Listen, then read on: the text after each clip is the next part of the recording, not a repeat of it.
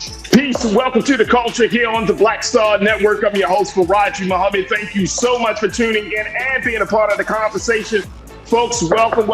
Happy Wednesday. Look, first, we got a lot to talk about. First, let's talk about how tech CEOs are on the hot seat in Washington as they have to make themselves, explain themselves to lawmakers about the impact of social media. We'll have that conversation. Also, new video of that horrific beating of our brother Tyre Nichols has been released. More footage of showing there was a conspiracy to cover up what was done to our brother to try to make him seem like he was a drug addict and not just a man who was mistakenly pulled over and whose life was at the hands of these 5 officers. We'll talk a little bit about that. Also later on, let's talk about old school politics versus the next new generation, how there is a struggle in South Carolina to get the next generation of Black leaders on board to supporting President Biden. We'll have that big conversation. And later, if we have a chance to get to it, it looks like Representative Cori Bush is under investigation for simply trying to secure her life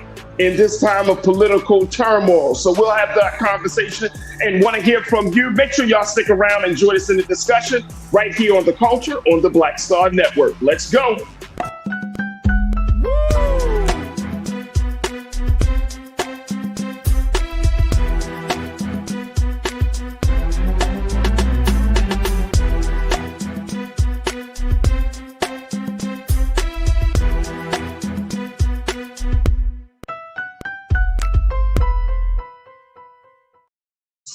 All right, folks, welcome to the culture here on the Black Star Network. I'm your host, Faraji Muhammad. Thank you so much for tuning in and being a part of the conversation.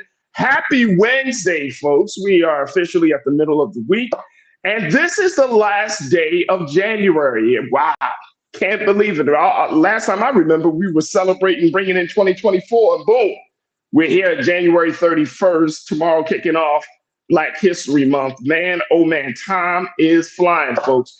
But I appreciate y'all for tuning in and being a part of the conversation as we are streaming live on our home network of blackstarnetwork.com. Make sure y'all do your due diligence. Check us out on the website. Download the app for free. Follow us on social media. And as we always ask you to do, is we ask for your support to power us through this digital movement. We are creating the content. We are having the conversations. You're listening to change agents and newsmakers each and every day on this network. And we want to continue to do that great work. So go to our website today at blackstarnetwork.com and please support us. And we thank you for your support and for your attention here on the show and on this network. Also, we are streaming live on Amazon platforms, on Amazon News, on your Fire TV. We're also on Amazon Prime Video. You can check us out on the Prime Video app under Live TV, the news, or find us on Amazon.com under Prime Video, then Live TV, then News. We're also on the Freevee Network, where you can find us on now under News. Just check us out on Black Star Network on the Freevee Network. And we're on Plex TV 24 hours a day, 7 days a week. And you can find us there. Search for Black Star Network or find us under Live TV, the News, and Opinion. All right. Also, folks, we are streaming on Roland Martin's social media pages. So check us out on Roland Martin's Facebook page, where you can find the illustrious Culture Crew on the Facebook page. We're also on the Roland Martin's YouTube channel, and where you can also find us there.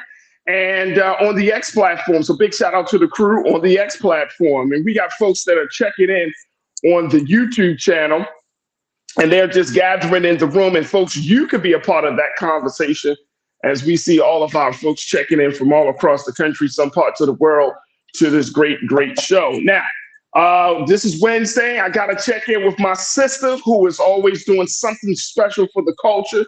She's been politicking over these past few days. I'm so excited, and I'm so happy to see that her event went super well. Looked like it had a lot of fun, a lot of networking, a lot of things happening. She is a licensed lawyer from the state of Florida. She's also a political strategist. And she is the host of the Suzette Speaks show that you can see and check out on YouTube as well. My sister Suzette Speaks joining us every Wednesday. Suzette. Hey, everybody. Hey, Faraji. Happy Wednesday. Happy Wednesday. I'm good. I'm politicking. You were politicking. You had that. It looked like that place was packed, man. Look at that. I was looking at the photos like, yo. I'm grateful. What's up, South Florida? Representing from the MIA. Yes. I had an amazing event. I'm doing a kind of, I would say every 6 weeks, a networking event called Politicking. It's a social series bringing together political leaders, business leaders, everyday professionals so that we can get to know and support one another. And this past Thursday, we were up in Fort Lauderdale, over 100 RCPs. It was an amazing night. Check out my Instagram, okay? Okay. And I'll be doing it again in February. So I'll bring you those details as we get closer. And you got an upcoming event where you want to show show your love and salute to the brothers who are making a difference, who are making moves in various industries. I believe you're talking about tech industry. You're talking about politics, right? That's coming up this month. Entrepreneurship, health and wellness, mental health. We got 10 brothers. They're going to be doing rapid fire. I would call it fireside chats. So it'll be conversation, networking. Awesome. February 27th. Y'all get y'all tickets now. So I'm excited about Man, come on, y'all. Y'all know about Suzette Speaks down in South Florida? Come on. Yes. There we go. Really there excited. We go. I am. That's what's up. Hey, you're welcome. You're welcome. All right, Suzette, let's talk first as we talk about politics, and let's talk a little bit about what's happening in Washington, D.C. today, where tech CEOs are on the hot seat because of the very great concern that many people are having about the impact and the influence of social media. And these are some of the top voices from Silicon Valley that were called by GOP and Democratic lawmakers in Washington on the grounds of the Capitol. You're talking about the likes of Mark Zuckerberg and others who from Meta, from TikTok, from Twitter, a lot of folks that were brought there. The big moment, Suzette, was when Mark Zuckerberg, the founder of Meta that owns Facebook and Instagram, was kind of compelled by Josh Hawley to stand up and to apologize to the families who have lost loved ones due to all types of crazy messages going across social media sites that have forced those loved ones to take their own lives or to be involved in violent encounters because of bullying, because of political polarization, a lot of different messages. And there's a great concern that these messages are infecting children. What's your take on all of this, Suzette? Yeah, I would agree with you. For those who caught it earlier this morning, this testimony, again, you could add Snapchat in the list that you just mentioned. That's true. There's so many of these platforms that have an impact on young people. And we are seeing states, not only the feds now, but states are stepping in to say that they want to regulate social media companies and their impact on children. Now, mind you, think about how addictive they are to us adults. And they have impacted us in so many ways. And we saw, as you said, the testimony, particularly of Mark Zuckerberg. It's been going on for 3+ hours. But I don't know if there is enough will finally to make some moves. We've had these type of hearings before. This was in front of the Judiciary Committee of the Senate. And it's very compelling to hear them talk about how important it is that they feel it is to protect our young people. But I think there needs to finally be legislation. And again, if the feds won't do it, we're seeing a trend where there are a lot of state governments, the legislatures across this country that are looking into how they can better protect our children and hold these companies accountable for what is placed on their platforms. It's going to be very interesting. We're going to take our first pause. When we come forward, crew, I want to get your take on this. And do you think that we need to hold technology, particularly social media, accountable for the things that we're seeing as it spill over from online to in real life, as they say? I want you to join us in this conversation. Post your comments as we're streaming live on Roland Martin's Facebook page and Roland Martin's YouTube channel. And let's have a conversation about technology and accountability and responsibility right here on The Culture, here on the Black Star Network. We'll be right back.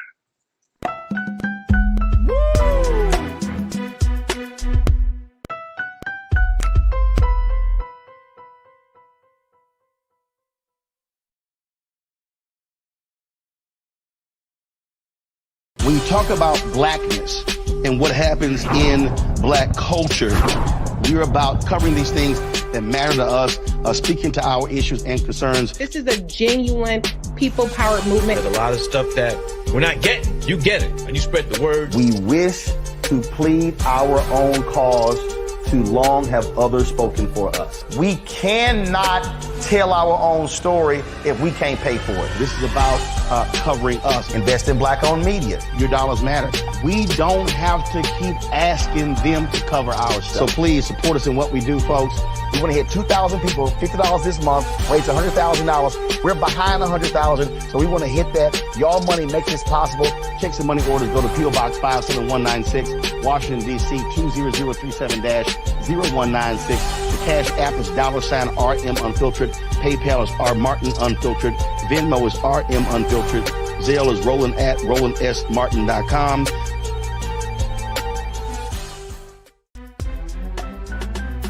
I'm Faraji Muhammad, live from LA. And this is The Culture. The Culture is a two-way conversation. You and me. We talk about the stories, politics, the good, the bad, and the downright ugly. So join our community every day at 3 p.m. Eastern and let your voice be heard. Hey, we're all in this together. So let's talk about it and see what kind of trouble we can get into. It's The Culture. Weekdays at 3, only on the Black Star Network. Folks, Black Star Network is here. Oh, no punches! I'm real revolutionary right now. Support this man, Black Media. He makes sure that our stories are told.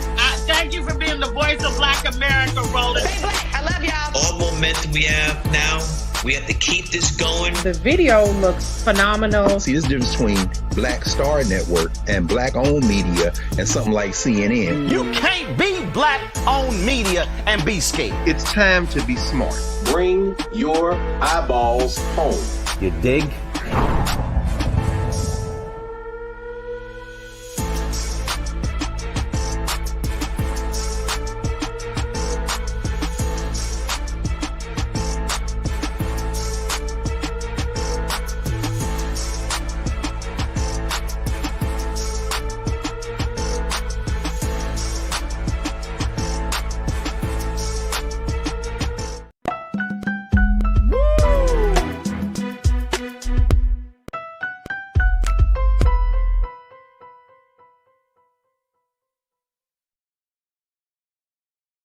All right, folks, welcome back to The Culture here on the Black Star Network. I'm your host, Faraji Muhammad. Thank you so much for tuning in and being a part of the conversation.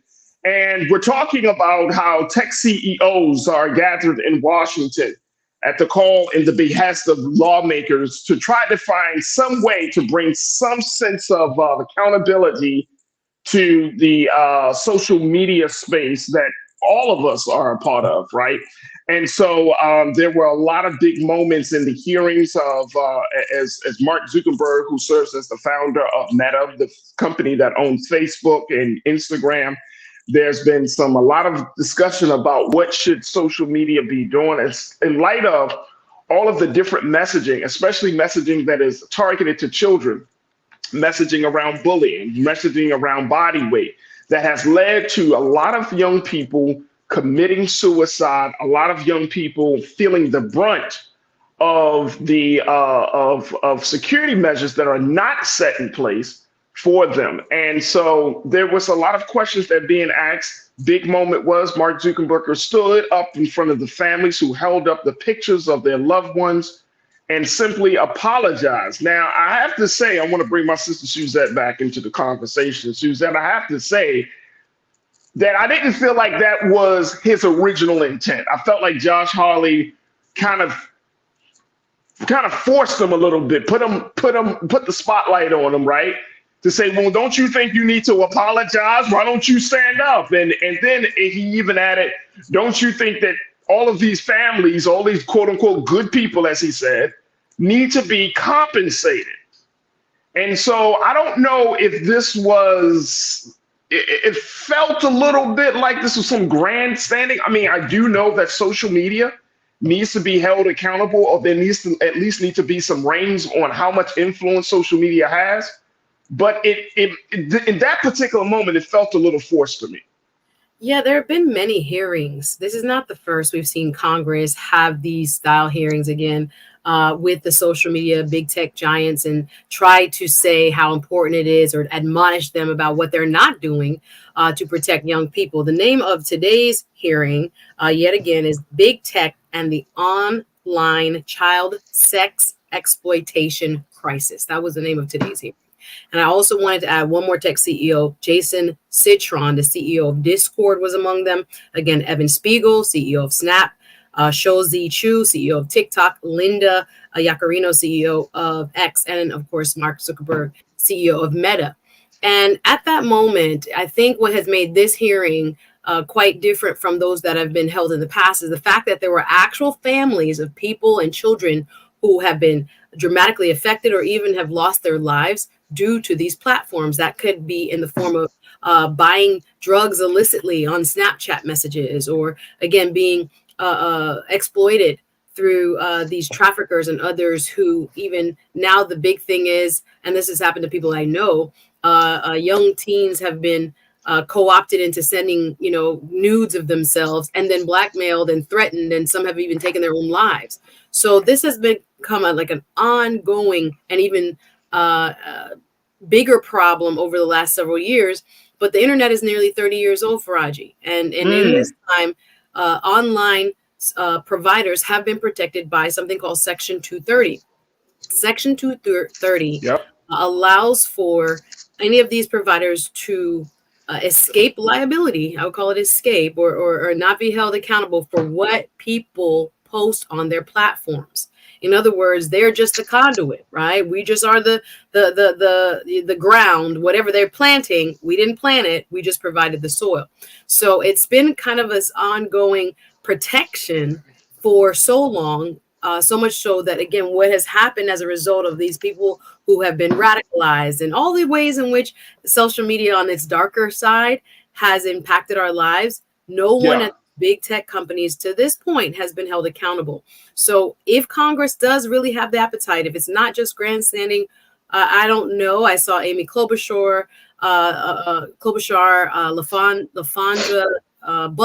LaFonza, I think I'm saying her name wrong. Butler from California was on that committee today on the judiciary hearing, but it was just different. There were moments of silence, hissing, response, because there were actual families that, because of their platforms, had lost a child. So I think it changed the tone. It kind of gave it a sense of, being much more dire, much more urgent than other hearings where it seems, again, like a very lofty a set of challenges. But now it's like, how long do we let them kind of off the hook?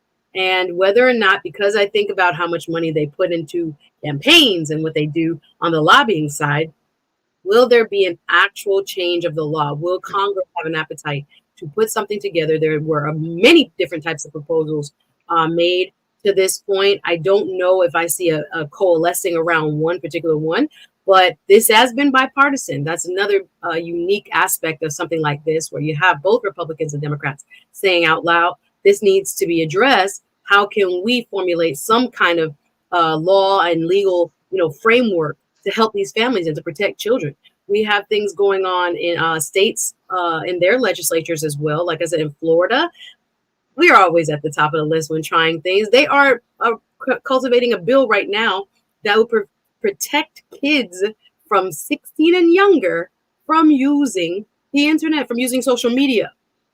Excuse me. So when I looked at that, and I was like, are we going beyond parental rights here?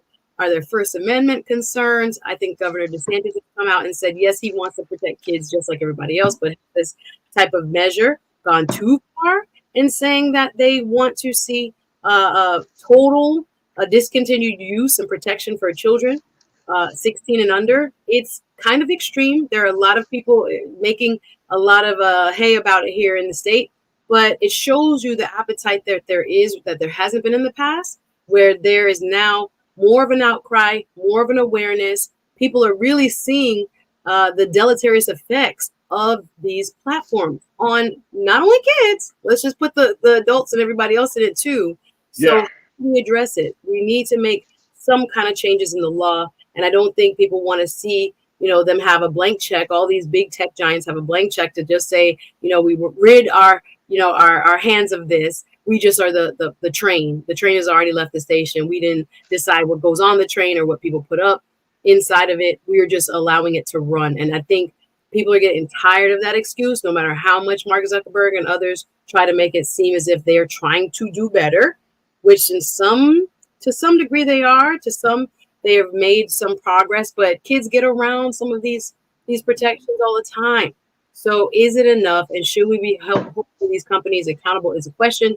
And I don't know if at this point we'll actually see an amendment of some sort. There were several, like I said, that were put forward, but we need one. We need one because they are not Oh, doing. no doubt. Oh, no doubt. Let's go to the crew very quickly before we take our next break. You don't like my music. You checked it and said Adam Smith, the godfather of capitalism, said that the biggest threat was corporate monopolies.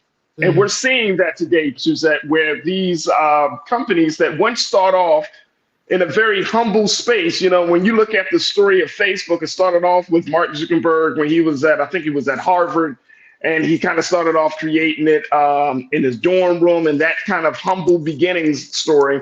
And now it has grown into this behemoth of a tech company that has enraptured, I would say, damn near a great portion of the world, right? Of the whole globe. Like everybody is on Facebook, right? And I saw some wild data that just said that, on an average day globally, 800 million, not 800 million, but yeah, well, I think they said it, almost 1 billion people can be found on Facebook within a day. Yeah. And this is globally, folks. This is globally. So to that point, you don't like my music. That is something that's a great concern. The other thing that I just started reading this piece from The Atlantic yesterday, and it was the rise of authoritarianism, and how this writer, Adrienne LaFrance, she says Silicon Valley has its own ascendant political ideology. It's past time we call it what it is, saying essentially that these tech companies now have become the new influencers, even more so than our traditional lawmakers, that their allowance of certain messages, they set the boundaries, they're dictating the agenda, and they are shaping the politics of this country, from everything from no privacy to this idea of being a monopoly and being okay with it. I mean, they're pushing the boundaries in a lot of different ways. So we're starting to see more conversation about that. So I think that is quite interesting. Let me just take one more before we take our next break. Ming Lee, you said stop blaming social media. As we're asking the question, should social media be held accountable? You said stop blaming social media. It's your job as a parent to know what your child is getting into. Back in the day, we couldn't do nothing without our parents knowing about it.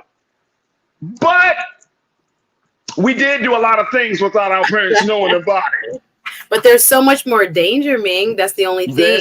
You could go sneak out. You could go ride your bike around the corner and go places you weren't supposed to go. But now it's incoming into a certain degree that I don't think is comparable with like the physical, going behind your parents' back that we did back in, talking about 80s, 90s, and 70s, babies, whatever. But this is different now. These are people that, your kid doesn't have to even be trying to look for trouble.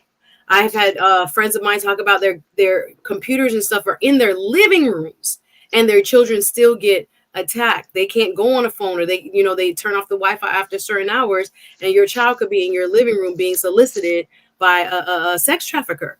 So when we say it's a parent's responsibility, it is probably one of the most difficult responsibilities right now. Yes, we do want parents to do, their part in making sure their child is monitored, etc. But even when you do that, there is still such a vastness to the internet. And in times where, again, you don't think your child could be attacked, they come in like wolves in sheep's clothing. They come sounding like another little girl, sounding like another little boy. It's just so, it is menacing to think about how far reaching the underbelly of the internet is, even when good people try to regulate their children. Well, so I kind of agree with you, but I disagree in a sense because it's so much more vast than being outside after dark. The only thing I would kind of push back on is we have school districts in this country, Suzette, that rely on YouTube and social media in some way, shape, or form. Mm-hmm. So if we're going to put out the message that these are dangerous spaces for these children, but then you do have teachers, you do have administrators that ask for certain projects, or they go online and talk. If you go on YouTube, you can find, tab time. If you go on YouTube, you can find a Miss Monica. You can You know what I'm Google saying? very innocently and then get pornography and get all kinds of stuff that they didn't look wild up. stuff. Yeah. That and so it is a catch-22 situation. It's like you're between a rock and a hard place. Look, we got to take a quick pause. When we come back, let's continue the conversation and let's bring some latest updates around that the beating of Tyre Nichols, as new footage has been revealed and shared, and how it just goes to show you that we still have a far way from justice and bringing this case to a close. So stay with us. The Culture is Up continues on the other side here on the Black Star Network.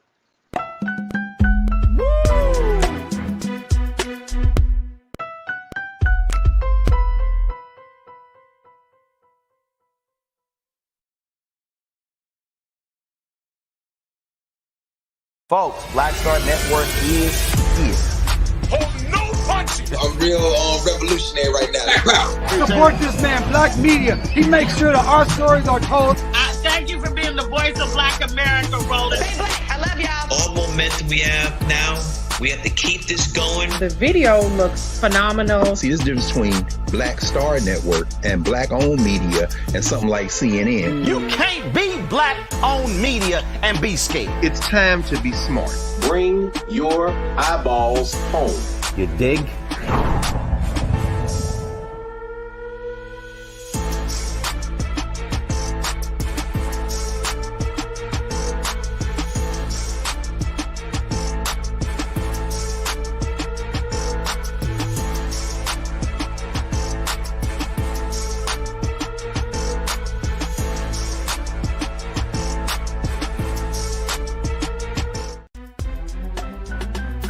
I'm Faraji Muhammad, live from LA. And this is The Culture. The Culture is a two-way conversation. You and me. We talk about the stories, politics, the good, the bad, and the downright ugly. So join our community every day at 3 p.m. Eastern and let your voice be heard. Hey, we're all in this together. So let's talk about it and see what kind of trouble we can get into. It's The Culture, weekdays at 3, only on the Black Star Network. When you talk about blackness and what happens in black culture, we're about covering these things that matter to us, speaking to our issues and concerns. This is a genuine people-powered movement. There's a lot of stuff that we're not getting. You get it, and you spread the word. We wish to plead our own cause. Too long have others spoken for us. We cannot tell our own story if we can't pay for it. This is about covering us. Invest in black-owned media. Your dollars matter. We don't have to keep asking them to cover our stuff. So please support us in what we do, folks. We want to hit 2,000 people, $50 this month, raise $100,000. We're behind 100,000, so we want to hit that. Y'all money makes this possible. Check some money orders. Go to P.O. Box 57196, Washington, D.C. 20037-0196. The Cash App is $RM Unfiltered. PayPal is R Martin Unfiltered. Venmo is RM Unfiltered. Zelle is Roland at RolandSMartin.com.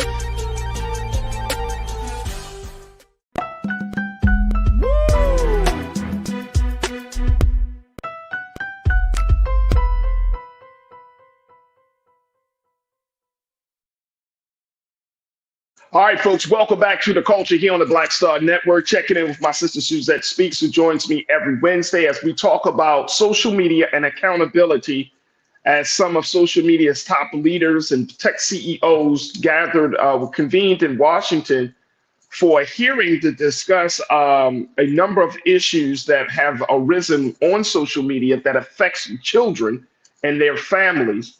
And there has been, as Suzette, you mentioned earlier, there has been many hearings around these issues. This is not the first, and it certainly won't be the last. But I think that now there's an even greater urgency. A lot of what we have been seeing on social media hasn't just been the concern of children, it's also the concern of the state of politics, right? Talking about where some of the political messaging that has come across. And this comes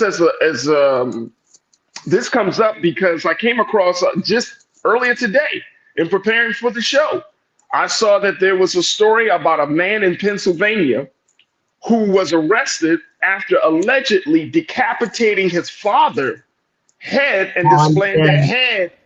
And he displayed his father's head on YouTube The video has since been removed, but this guy named Justin Moore says that his father was a federal employee, refers to him as a traitor, while Justin Moore was voicing right-wing conspiracy theories.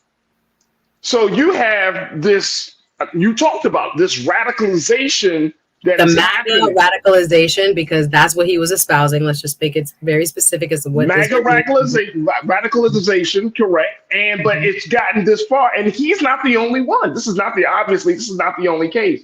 So you have bullying happening. You have body. What is that? The issue where there is this pressure on children and girls more where they are pressured to look a certain way. You have this political polarization, right? And now we're talking about privacy concerns, which has always been an issue. Mark Zuckerberg has been famously saying that he does not believe in privacy. And so you have all of these kind of dynamics at play here, creating a perfect storm. And even with his quote unquote apology, I don't think it's enough. There's no legislation. The Constitution does not cover the internet because there was no sense of internet at that time. They didn't even know it was going to be around. Yes, right. So how come we're relying on this antiquated section of 230 that you spoke about earlier with no real discussion about creating some sort of, I don't know, Bill of Rights? I don't know, some sort of digital constitution that Americans and social media companies and tech companies can't adhere to. I don't know why in 2024 we're still having conversations like this, like we can't create new laws or new policies. Well, it's been done in other places. You have places exactly in Europe, India. They have stopped certain things. There's no TikTok allowed in India. So all the things that we say, oh my gosh, why can't there be? There can be if there is political will. Now we've seen today on the judiciary all these grandstanding and some would call it even rants and things like this, but some really heartfelt moments as well as, like I said, families and videos of people whose children took their own lives and all kinds of stuff happened to them. It is frightening to the extent to which this type of technology can be used for evil.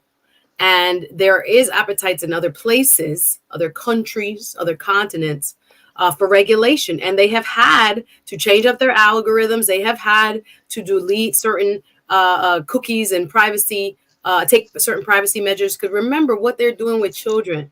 What makes social media so successful is the advertisers. And what the advertisers want? Advertisers want your data, what you search, what you look up, how many times a day you touch your phone, what sites do you frequent. And through that browsing history, they create a profile of you and sell you more stuff and direct people and products towards you that you are more likely to read about and to ultimately buy. So children are innocent in this whole marketing process. They are just using their, Instagram or their TikTok in ways that is supposed to be, entertaining and hopefully connecting them. And then what is also really unique about this generation, Faraji, due to the pandemic, many of them only found, their socialization through their online platforms for like 3-4 years. That's all they had. And that's the only way they were able to connect with their peers. Fast forward to now, it's such a big part of their lives, our lives, when it comes to, like you said, bullying and self-image and ways in which, again, we had to ride the school bus or walk to school and get, bullied at the school. This is like a 24/7 access to your child that, again, beyond their own choosing, right? Not of their will. They are in front of their peers and their peers are in front of them. Strangers who don't mean them well are in front of them or have access to them. So it is a far different and vast animal, so to speak, when it comes to how much they have power. And I think in that, techno-authoritarian way, which you're just referring to in that article, they do have way more power because they know really what people think. They know what people really look up and what they really watch and how much time they really spend on the internet. It's important data that is not protected to the extent that it should be, because it's when you see those little kind of warnings, hey, we collect data, we may sell it to third parties. Even when you download an app, I look at it, I'm like, why does this app need my location, my contacts, my phone number? Well, why does this app need that when I'm learning, vocabulary in Spanish? Like it's kind of crazy to the extent to which these apps not only are just kind of collecting, data mining, utilizing what they can learn about you to sell more products to you and your circle. It is a kind of it is a gargantuan problem. I can't express how much autonomy we think we have when it's actually social media companies that are orchestrating our timelines. But here's the thing, though. See what you see. It's not by accident that, I thought about these jeans and look, the jeans are on my timeline. How many times has that happened to you?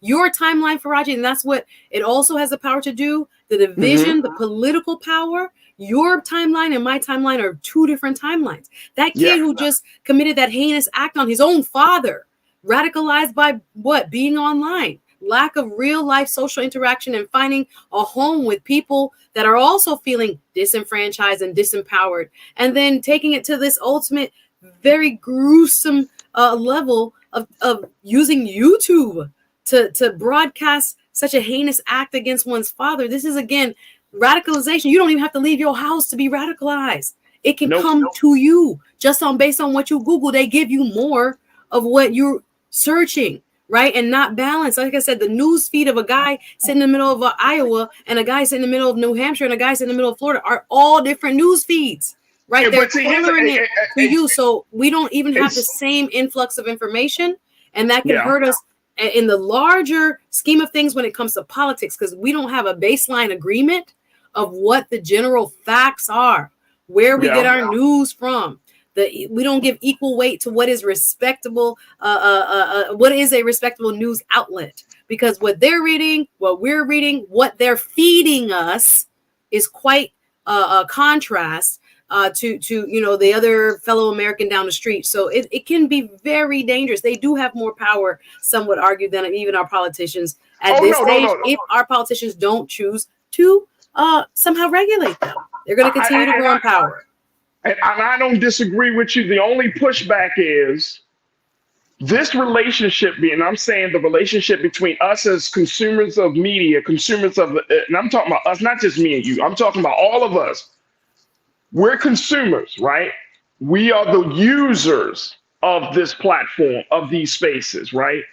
But we have convinced ourselves that we need these spaces just as much as these spaces has convinced us that they need to be in our lives, right? So this is a two-way street, right? This is a relationship, our relationship with technology. Let me just tell y'all, y'all that they're designed to be addictive. Oh, no doubt. Dopamine receptors that drugs light up in our head.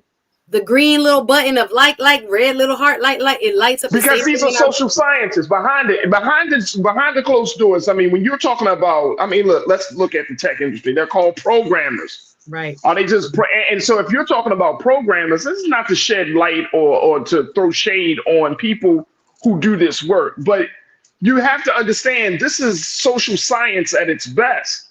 These are social scientists who understand psychology, sociology, who understand chemistry, because they know that when that little ding or that little notification comes up, your mind is already conditioned. Imagine a 7-year-old brain.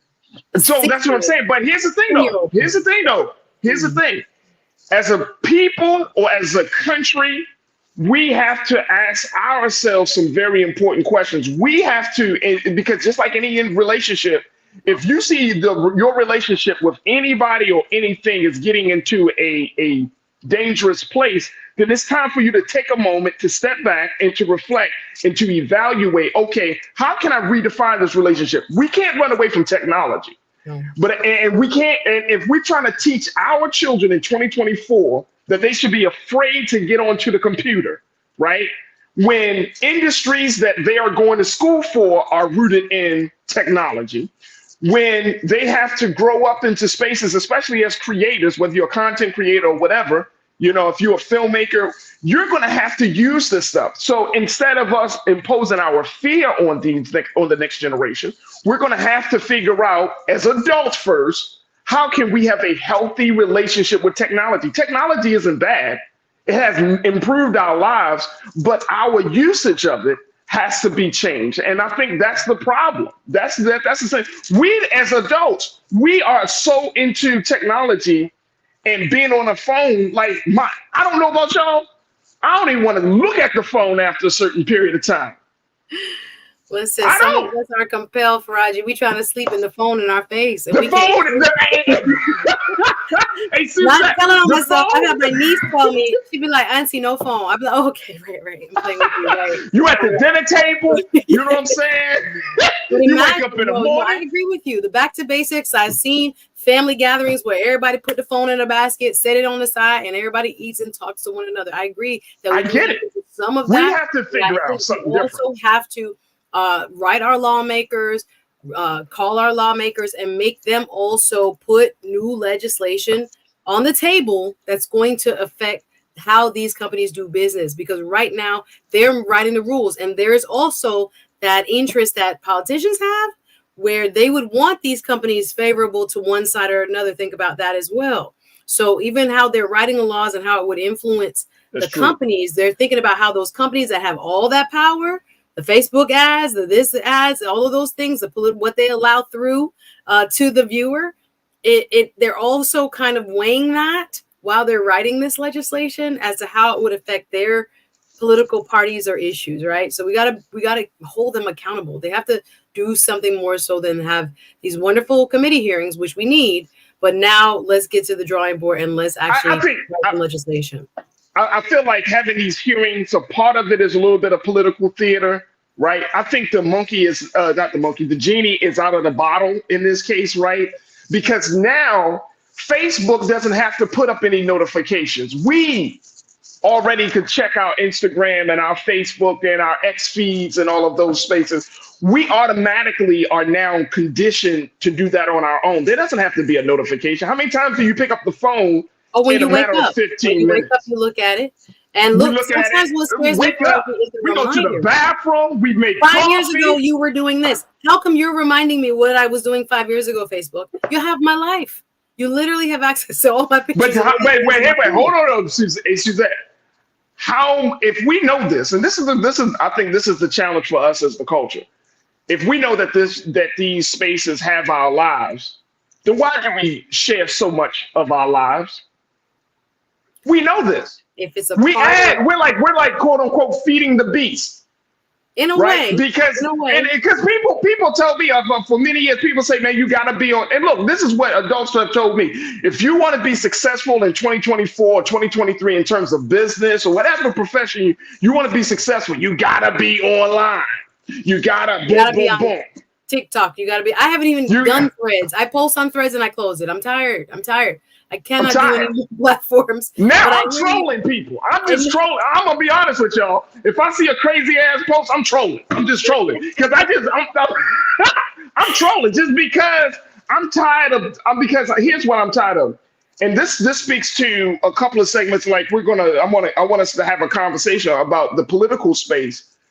Because they're finding that this next generation, I'm talking about young Black people, are not getting their news. And we talked about this, but this was updated.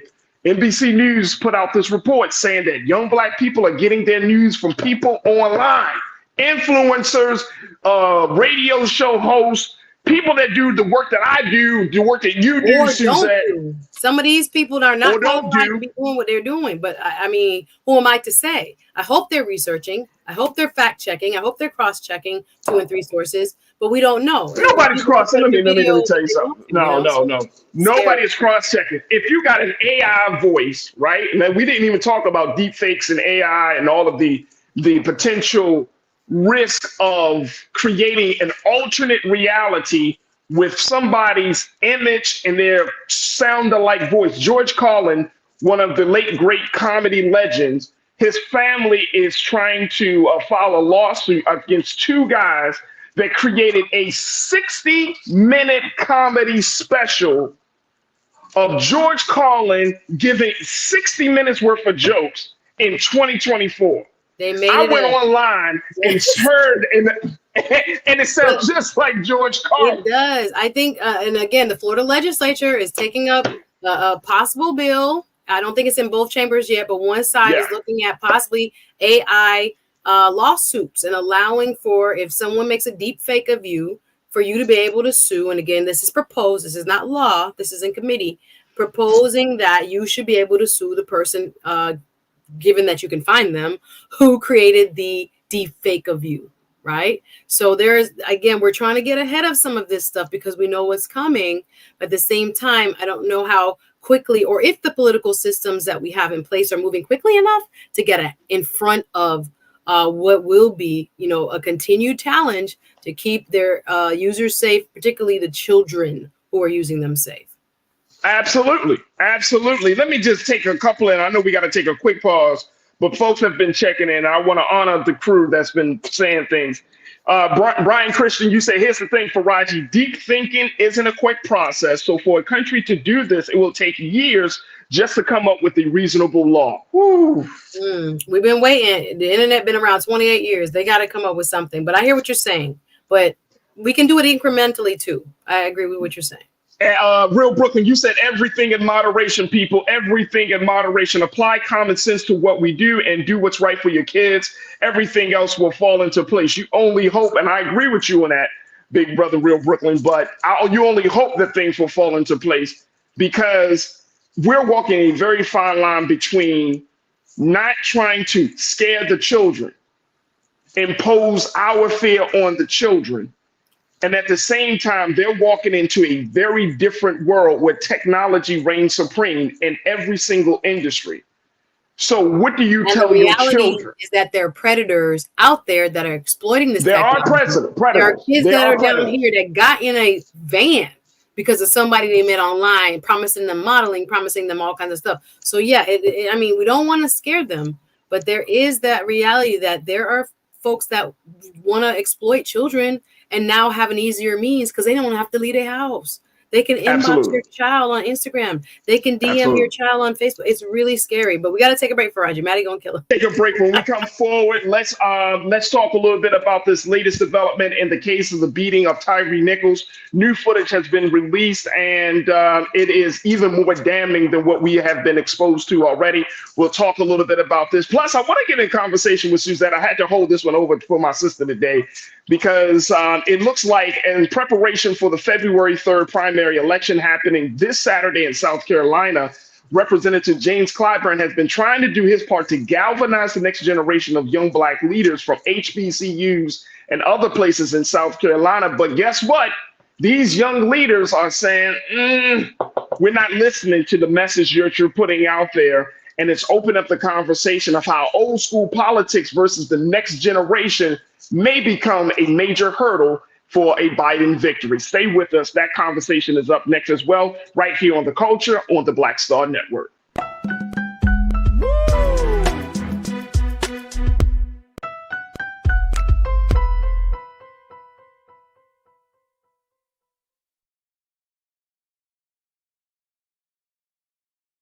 Folks, Black Star Network is here.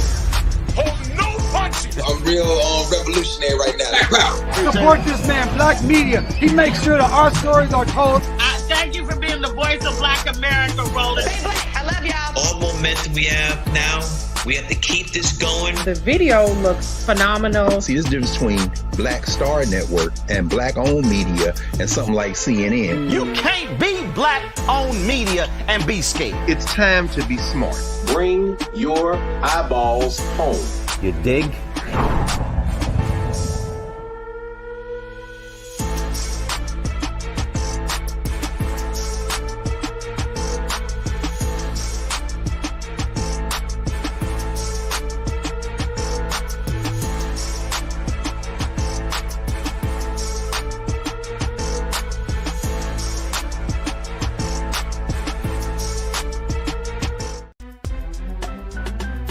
I'm Faraji Muhammad, live from LA.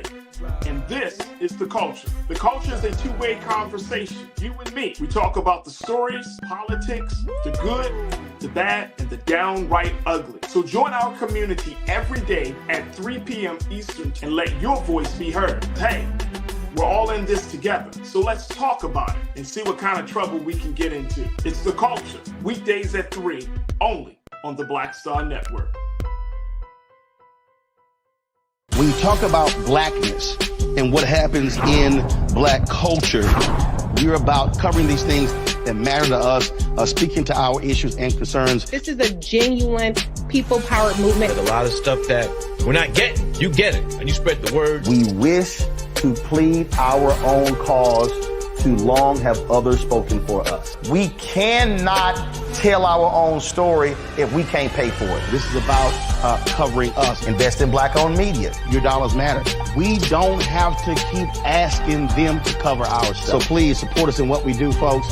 We want to hit 2,000 people, $50 this month, raise $100,000. We're behind 100,000, so we want to hit that. Y'all money makes this possible. Checks and money orders go to P.O. Box 57196, Washington, D.C. 20037-0196. The Cash App is $RM Unfiltered. PayPal is R Martin Unfiltered. Venmo is RM Unfiltered. Zelle is roland@rolandsmartin.com.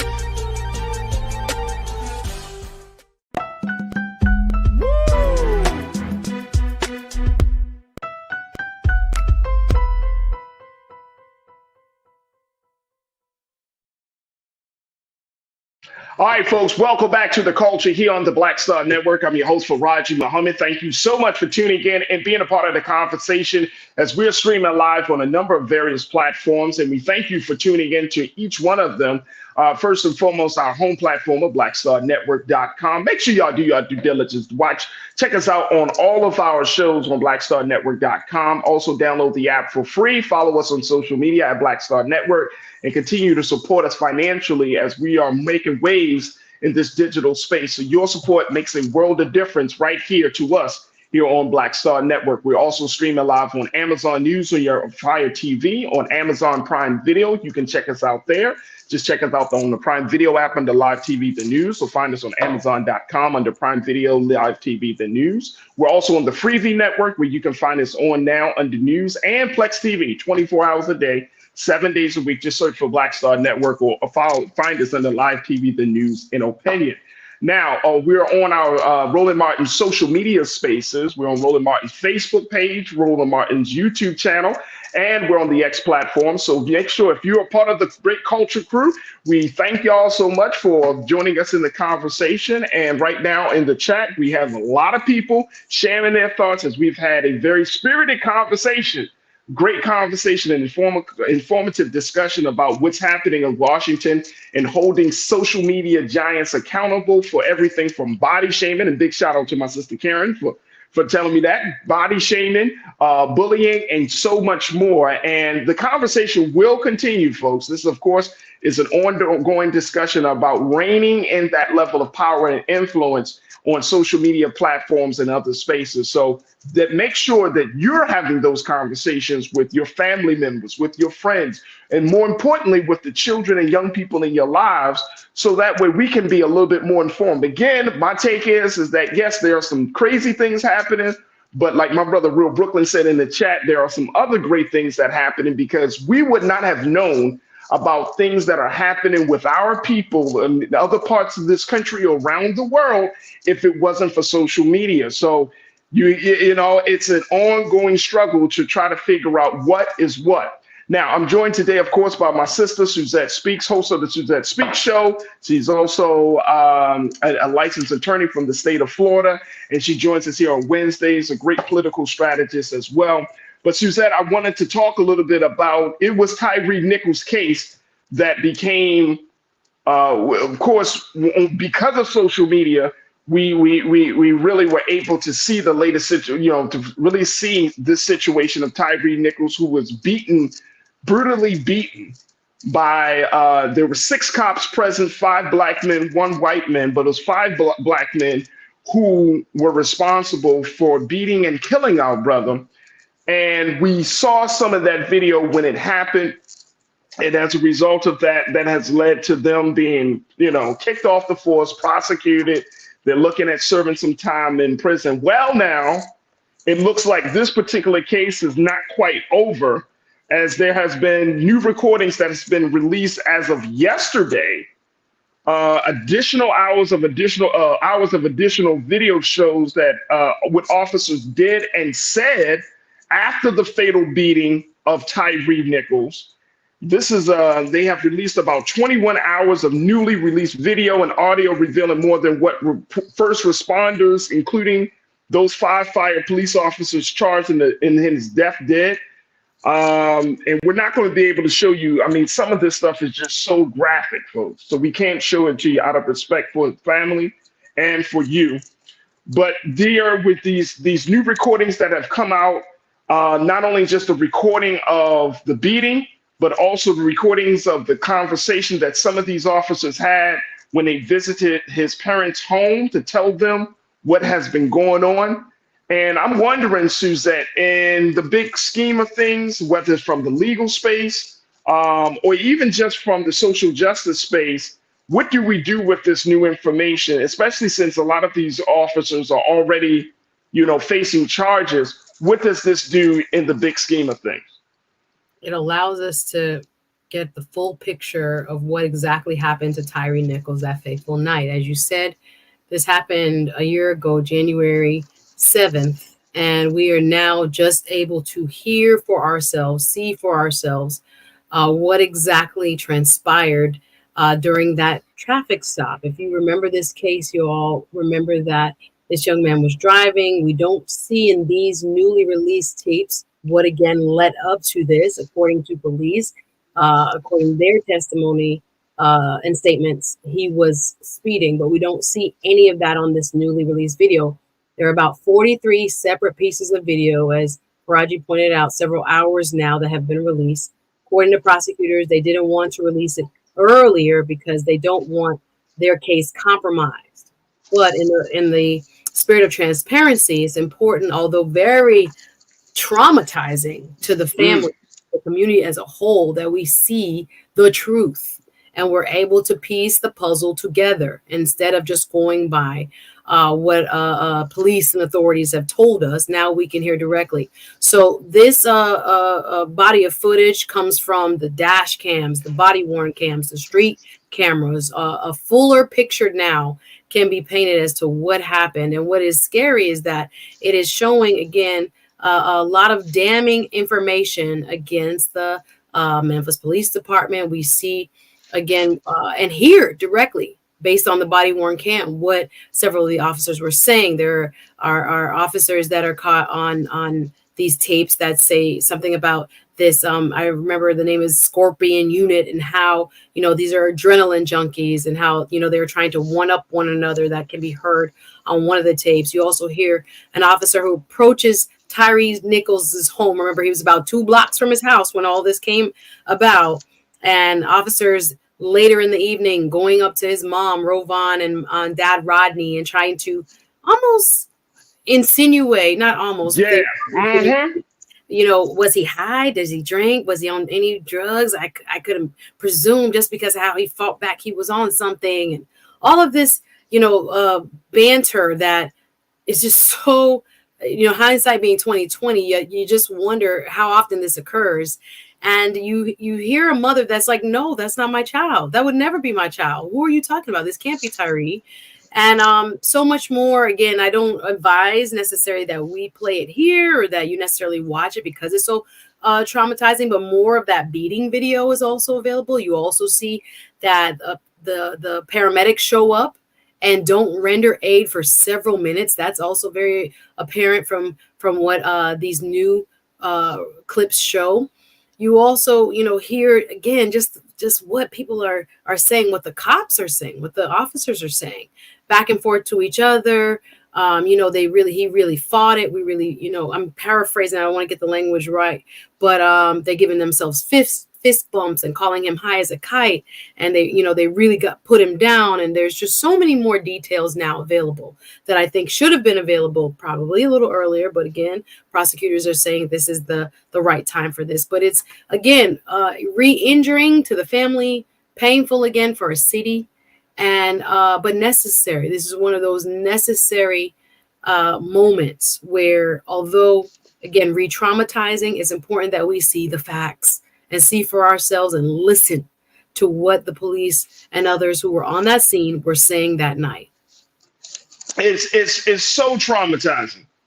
It's so and when to read the account of them talking to the parents and, like you mentioned, insinuating whether he was on drugs or something beyond just, smoking marijuana.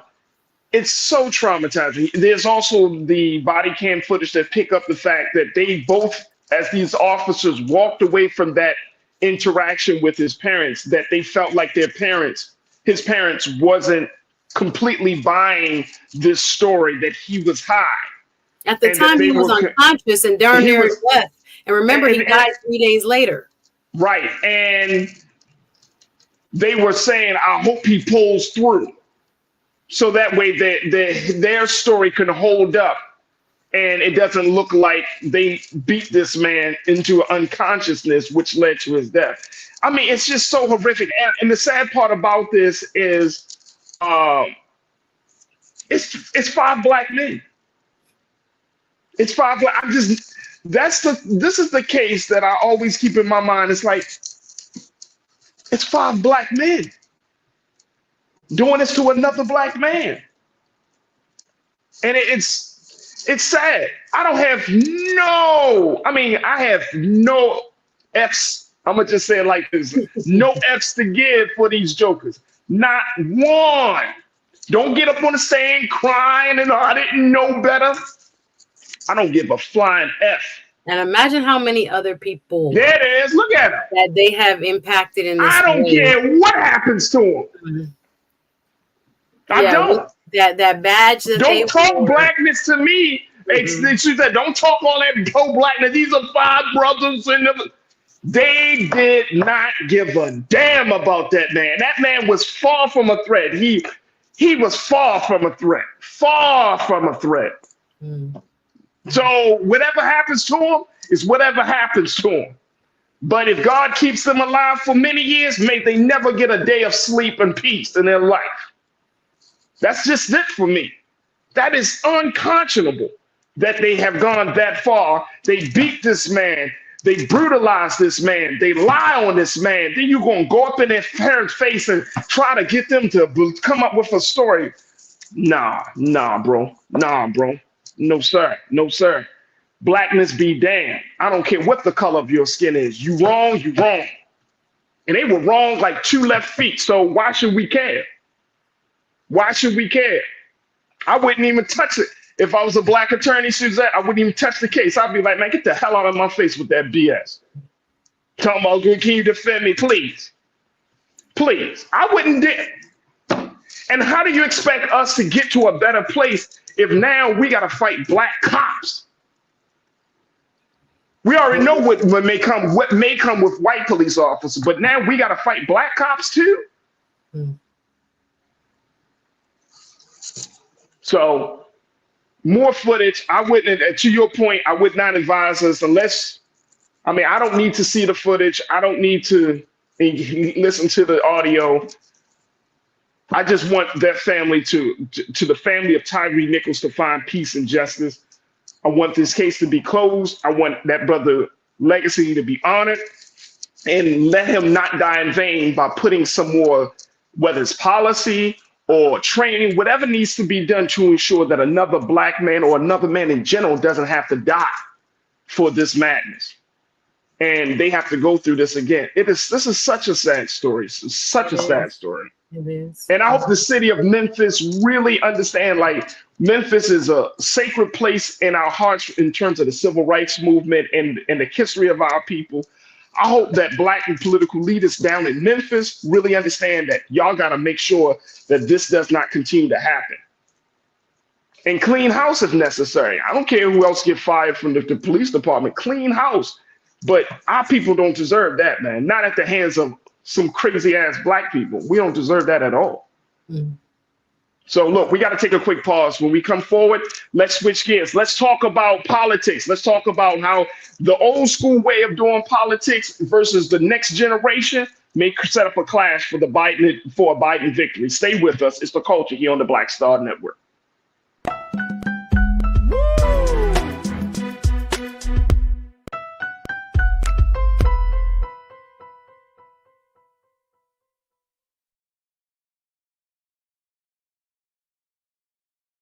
Pull up a chair, take your seat. The Black Tape with me, Dr. Greg Carr, here on the Black Star Network. Every week, we'll take a deeper dive into the world we're living in.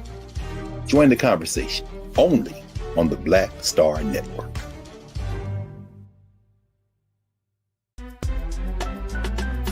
I'm Faraji Muhammad, live from LA.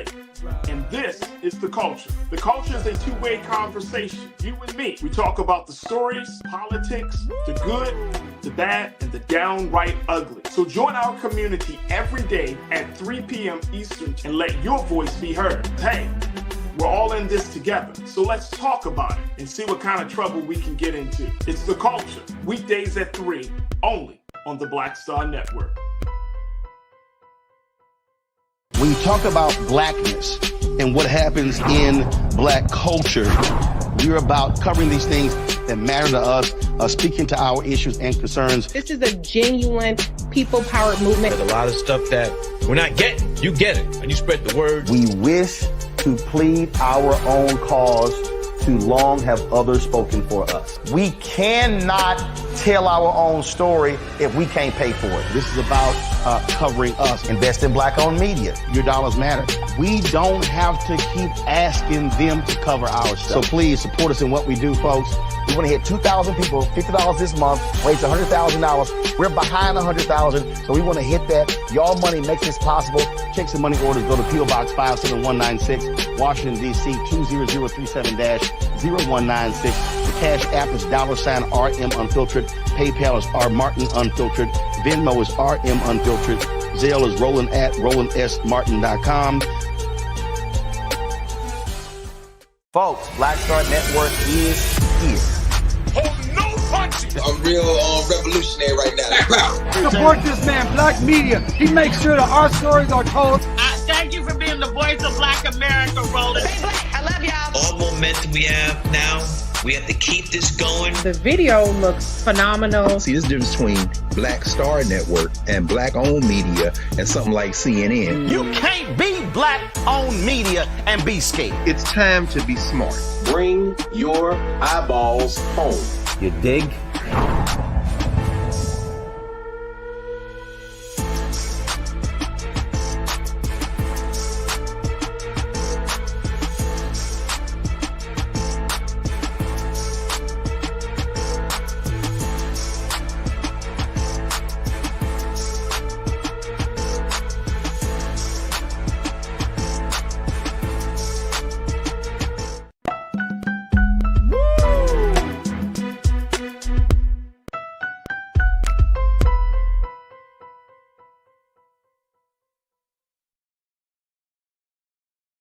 All right, folks, welcome back to The Culture here on the Black Star Network. I'm your host, Faraji Muhammad. Got my sister, Suzette Speaks. Suzette, I just want to, we talked about Tyre Nichols. I'm going to just go, we talked about this. I saw something that one of our crew members said. It's not going to be a long chat, but I think that this is a perfect example as to why we need to have conversations. Frankie, you pointed out, you said, Faraji, stop being so emotional. Our people in the hood go through this all the time. Frankie, with all due respect, if we don't get emotional when we see injustice, especially when our people are killed, whether it's by black hands or white hands, wherever they may be, if we don't get emotional, then when do we? I think the conversation about us not being emotional, not getting angry, is part of the problem. Because if you don't have that anger in you, you're not going to move to action. It's not going to compel you to change anything. So don't tell us not to get emotional when you see a man, a brother, your brother getting brutally beaten down.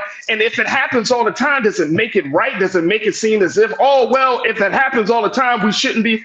We should be emotional every time it happens. So please don't tell me not to get emotional about a circumstance like this. This is righteous anger. Righteous anger. There's a difference. Yes, we can be angry and emotional, of course, because a life was lost unnecessarily. But don't try to just, let's just not be emotional. Let's not cross the, let's just keep everything. I am so sick and tired of people not wanting to honor a natural emotion to injustice. Anger is good. Anger is good. Anger brings about change if it's channeled in the right way. And we're having a conversation, right? We're having a discussion. If we as Black people are always told, hey, don't get emotional, just calm down. No. How many years we've been doing that? Trying to hold in that anger, keeping that toxic energy inside of us. For what? For whose benefit? Some things are going to make us mad, and it's okay to be upset. And it's okay. And I think that doesn't negate us trying to, come up with productive solutions. I think what moves people to productive solutions are like the same things that we saw. No one's going to tell those families who sat in the hearings on the social media giants today to not be angry that their children. Come on. There are all kinds of things that we can be mad at in this beautiful country of ours that are not quite right.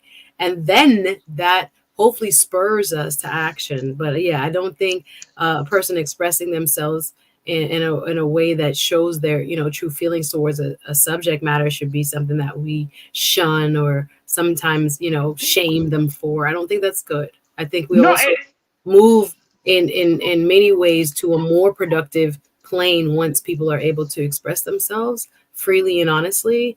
And then we also, just like we did here, can review facts as to what actually did occur and therefore what should happen when it comes to seeking justice for this family. So I don't know if you don't have to have it. It's not mutually exclusive.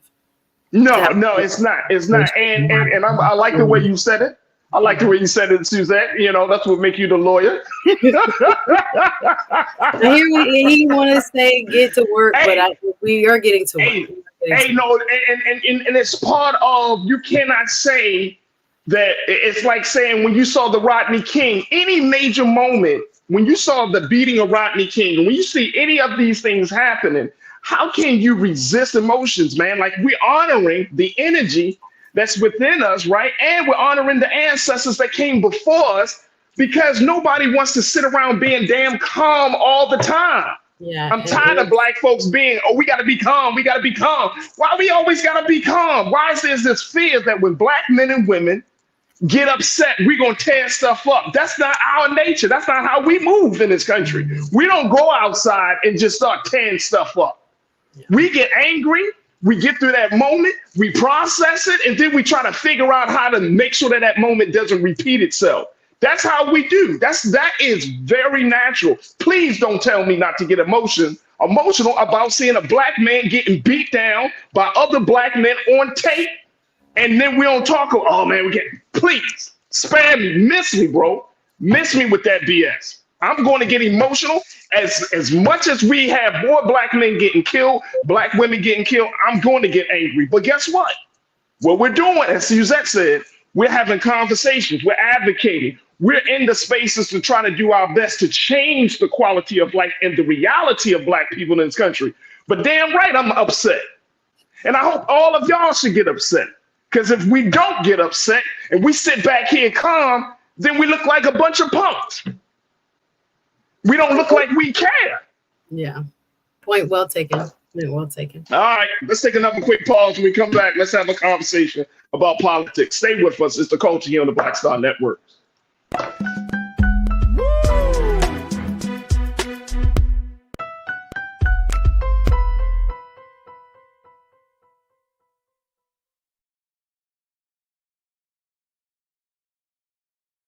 Pull up a chair, take your seat. The Black Tape with me, Dr. Greg Carr, here on the Black Star Network. Every week, we'll take a deeper dive into the world we're living in. Join the conversation only on the Black Star Network.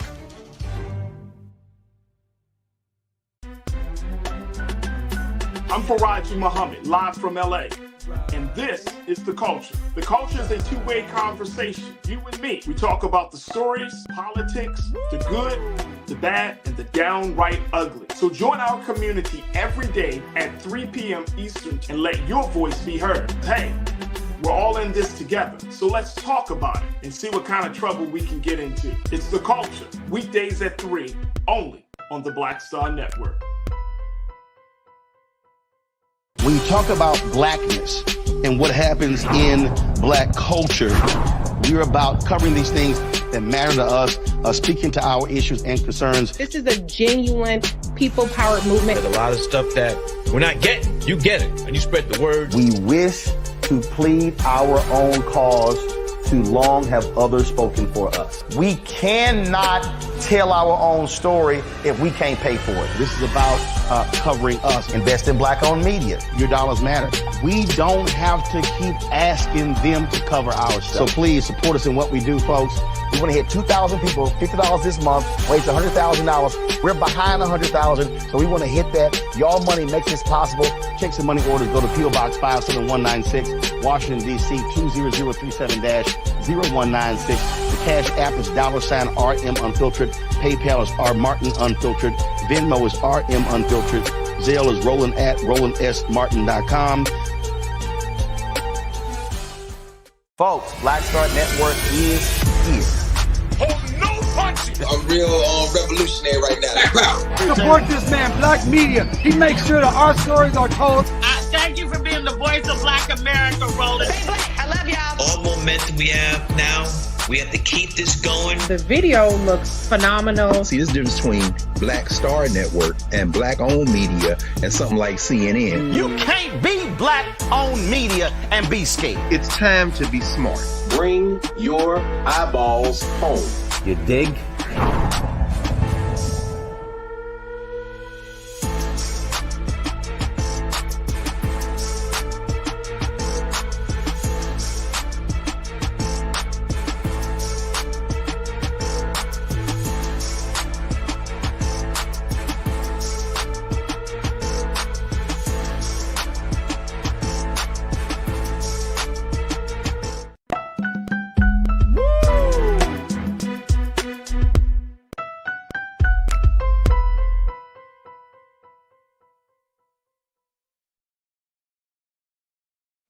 All right, folks, welcome back to The Culture here on the Black Star Network. I'm your host, Raji Muhammad, joined by my sister and contributor, Suzette Speaks, host of the Suzette Speaks show that airs on YouTube, as well as a licensed attorney out of the state of Florida, and she's a political strategist. As we wanted to talk to her, and Suzette, I held this piece because I said, I need to talk to my sister Suzette. Because February 3rd, this Saturday, is the primary election. This is the first primary for the Democrats down in South Carolina. So everybody's eyes are going to be on South Carolina this Saturday. We know that South Carolina was the turning point for the Biden campaign back in 2020. And that was the kickoff for his campaign to take that next chapter, garnering black votes as a result of the work of Representative James Clyburn, and essentially putting President Biden and Vice President Kamala Harris into the White House. Not to kick off the resuscitation of the Biden. Boom, there you go. I like that word. He was on life support before Jim Clyburn helped save him through getting South Carolina voters. Resuscitation. I love it. I love it. All right, so look, now we're 4 years later. It's already a new political landscape that the state of South Carolina is in. You still have a very highly dense population of black people in the state. Of course, they know that over these past couple of months, the Democrats had arranged for this particular contest to be the first contest to kind of get things started off on the right foot. Instead of Iowa and New Hampshire. Instead of Iowa and New Hampshire. Now, the challenge is for James Clyburn, the Representative James Clyburn, and other surrogates of the president to try to win over black folks who are now looking at Biden, President Biden, a little bit with the side eye, trying to figure out, what are we going to get in this go with you? This is more prevalent among the next generation, more so than I think with a lot of people. Let me just share with you what NBC News had to say as we're looking at where young people stand on this situation. Let's go to quote number 2, please, where NBC News shows In a polling in 2023 found that black voters overall favored Biden over Trump by 73% to 17%. But when it comes to voters under the age of 34, Suzette, the margin shrank among that slice of the black electorate. Biden's support fell to 60%. Trump's rose to 28%. In 2020, Biden won 87% of black voters, including 89% of black voters under 29 and 78% of those 30 to 44. Now, Representative James Clyburn has been reaching out to try to close this gap. He's been talking to some young leaders from HBCUs down in Florida, in South Carolina, excuse me. Mm-hmm. There are 2 HBCUs down in South Carolina, and I think we should keep this in mind.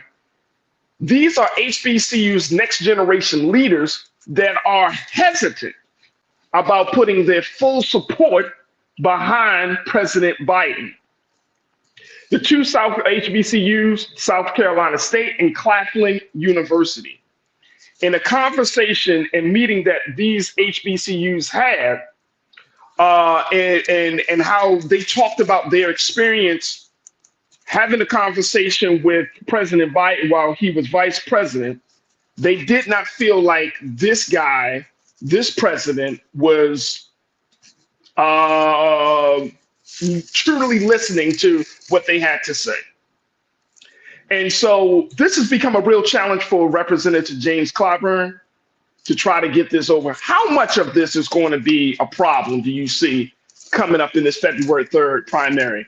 Is this a real big problem? Is this a small problem? Where do you see this at, Suzette? Well, I think there are a lot of news headlines like this story here in the Griot that capture our attention when we see these headlines that are entitled, Biden losing support among blacks, et cetera, and how dire the waters seem for him as he kind of sails on into his first primary. When I look at the numbers, and again, it is going to be very distinct because South Carolina has a high population, high concentration of black folks. That's why black people helped him win and again, gave him back life in his campaign, survived thanks to the black folks in South Carolina that in 2020 said yes to President Biden.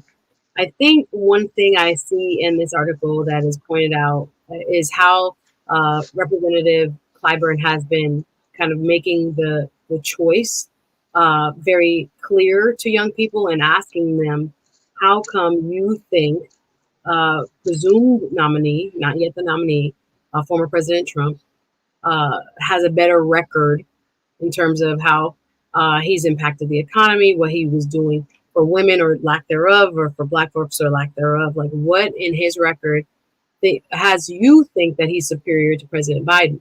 I think, and I've said it here before, there is a communication deficit among Democrats in terms of describing to people what President Biden has done, particularly when it comes to African-American people.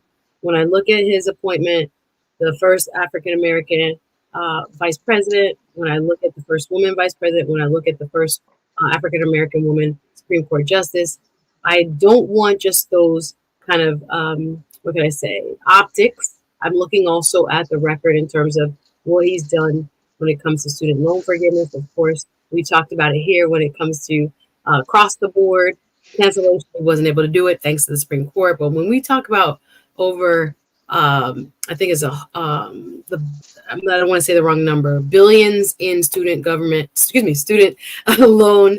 When we talk about low unemployment rates, when we talk about recovery in a pandemic, people don't remember, or it's easy to forget, I guess, what it was like when we were looking straight into the eyes of this pandemic and what it was doing or possibly could have done to our economy at the time, and how people were sustained by a lot of the policies. When we talk about things like the infrastructure bill or helping veterans or doing other things that and decreasing the amount of costs for diabetes drugs. Like, I don't want to sound like it is a advocacy, but I'm just looking at a record and trying to objectively compare that to someone whose record to me shines brightest on January 6th. So when you're asking those voters who are contemplating what's going on. I mean, I have just this Saturday volunteered to, register people to vote and get people re-enrolled here in Florida and vote by mail. I had a 20-minute exchange with a Black brother here in Miami. I would guess he's probably late 30s, early 40s. Like, we went back and forth again on just issues where I think there again is a messaging deficit and possibly an understanding of, Trump gave us money, Biden has it. When I broke down to him how the federal government provides money for programs across the board to all 50 states, but the governor of the state does not have to accept it. Even right now in the Florida legislature, there has been a preliminary budget that's been proposed. Ron DeSantis has said he's planning to cut it by $5 billion. When we look at the numbers, that billion comes from a lot of the federal programs that set aside money to help people with affordable housing, to help people on free and reduced lunches. Like I told you, or actually I was on rolling when I mentioned the programs that many of our Republican-led states have declined when it comes to summer lunch programs, monies that kids who were on free and reduced lunch programs, they had summer checks, if you will, for $40 per child per month, 3 months, that could have gone to these households that came from the federal budget, but governors in the more conservative states that are run by Republicans rejected that money.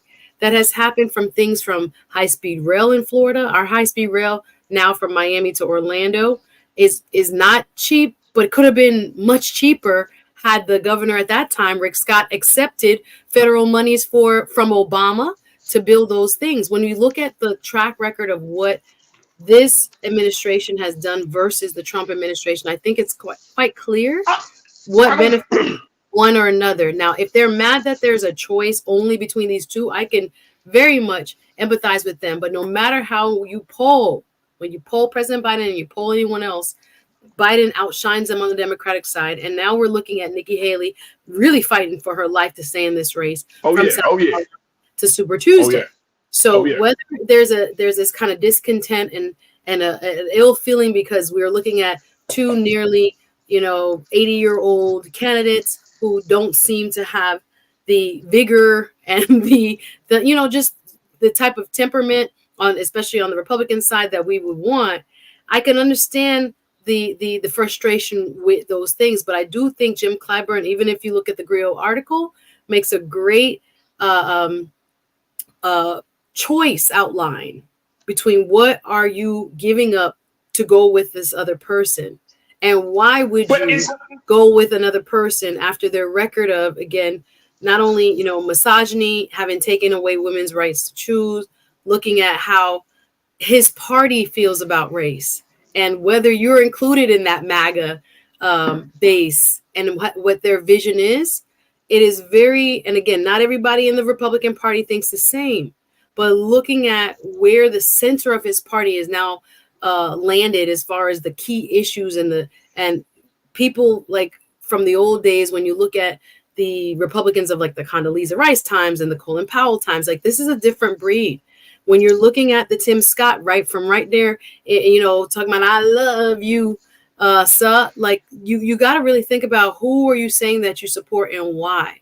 So when it comes down to key issues, I don't know if, again, the window dressing on President Biden needs to be improved. The communication piece as to what his administration has done for the economy. We have had more jobs come back to America, stay in America. We have the least amount of unemployed people right now. Again, inflation is coming down, even though we all feel it. What it could have been as a result of the pandemic, it is so many moving parts that we're not necessarily hearing clearly. And I was on a strategy call this week about this and how we can clearly message to our younger folks why this is a choice, not against somebody. Now, there is a lot to be very worried about, but for someone. So I do think Representative Clyburn is doing his best to try to make that choice very clear. Whether or not there are some that might not feel it, I get that. But there is a large majority that do see what President Biden has been doing for the nation as a whole and for Black folks in particular. But I think there's the messaging side of it that he has to continue to work on. He cannot take it for granted. I don't know. We'll see how it plays out Saturday in South Carolina.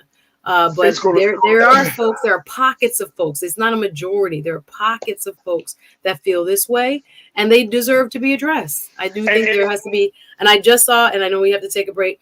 There has just been the Biden campaign hired, and I didn't look up her stats of who she is, but a head of, Black media outreach was just Jasmine hired. Harris. Yep. Yes.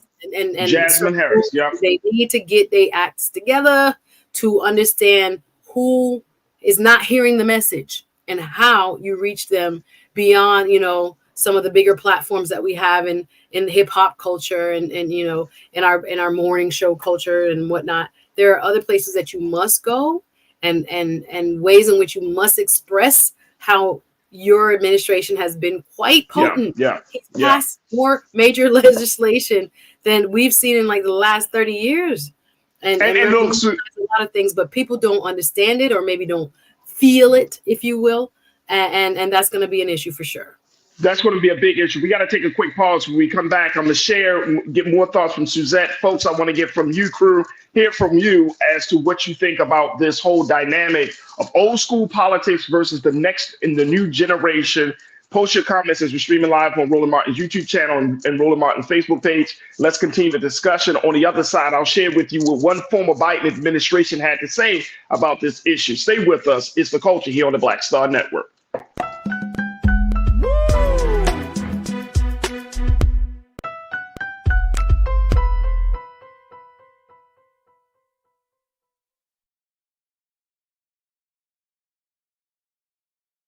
Pull up a chair, take your seat. The Black Tape with me, Dr. Greg Carr, here on the Black Star Network. Every week, we'll take a deeper dive into the world we're living in. Join the conversation only on the Black Star Network.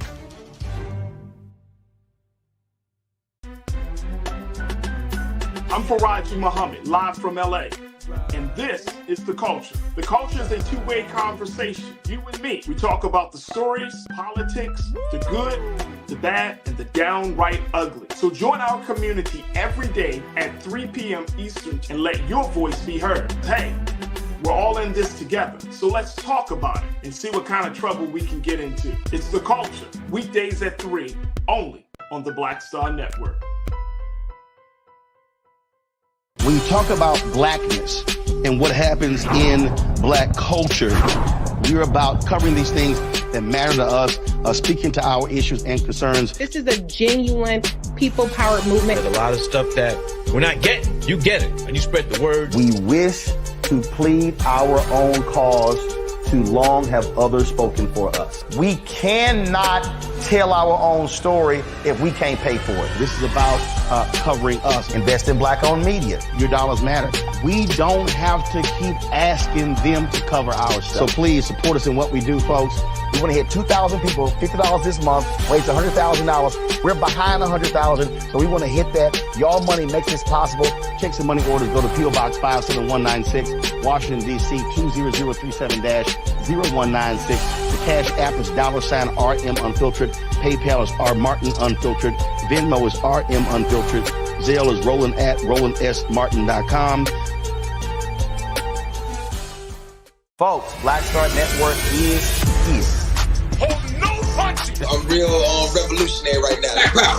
Support this man, Black Media. He makes sure that our stories are told. Thank you for being the voice of Black America, Roland. I love y'all. All momentum we have now, we have to keep this going. The video looks phenomenal. See, this difference between Black Star Network and black-owned media and something like CNN. You can't be black-owned media and be scared. It's time to be smart. Bring your eyeballs home. You dig?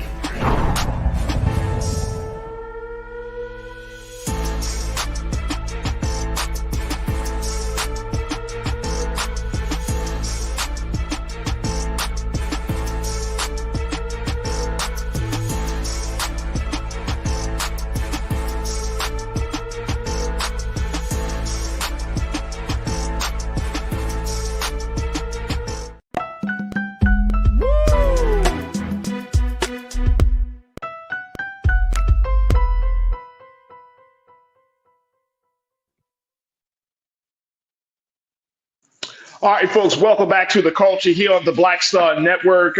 Checking in with my sister Suzette Speaks as we talk about the challenges in this upcoming primary election down in South Carolina, where Representative James Clyburn is at odds with the next generation of black leaders, HBCU leaders, student leaders, who are not completely sold on the idea of putting President Biden back into office. And I've been checking in with my sister Suzette Speaks, who laid it out, talking and taking on a kind of the similar sentiment of the of Representative Clyburn, saying, look at his record.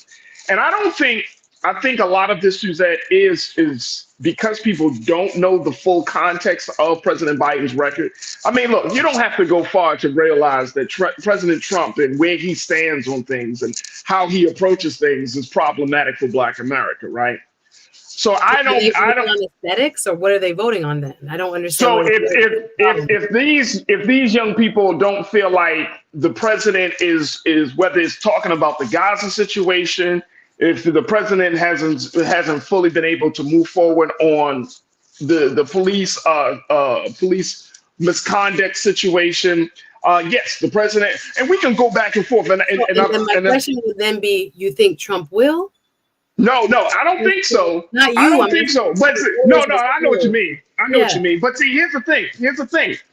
The concern that I have is, are we setting ourselves up where we may be at odds with the next generation of young leaders, especially coming from HBCUs? So and here's why I'm only asking this, and you saying you don't think so, so I respect that. Not necessarily representative. These students here with this specific philosophy or political persuasions, that's okay, and I think they're valid in their way of looking at what's going on, but I don't know that, again, it is indicative across the board. The numbers are. I don't think so. Yeah, it's interesting though. It's interesting. Here's what I want to share. This came from that NBC, same NBC article that we've been referencing, and Susan, and Lise, can we put up the quote? I think this quote number 2 from the former Biden administration, and I'm trying to pull this quote up here on my. There we go. Is quote number 3. Let's put up quote number 3. This is coming from NBC.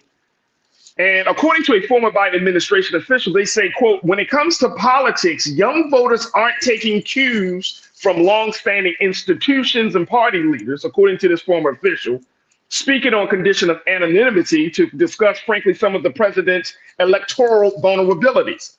They're instead looking to people, quote, in the culture, social media influencers, grassroots leaders, and urban radio folks. Black voters are, quote, are not going to be a rubber stamp for the party. This is, I think, the sentiment of a lot of young black voters, which is why, and I think Brian, my guy, Brian Christian, you brought this up, which is why Nikki Haley being on the Breakfast Club earlier today with Charlamagne and Envy, why that's a big deal. Why Charlamagne is in the place that he's being positioned, right? Like why his words carry weight. Because we're seeing that these next generation young leaders aren't looking at these cues from the records and the institutions and the traditional spaces that will help to influence and inform voters on where they stand, right? They're looking at people, influencers and grassroots organizers and people who may or may not have a full understanding of the context of this or the stakes of this situation, right?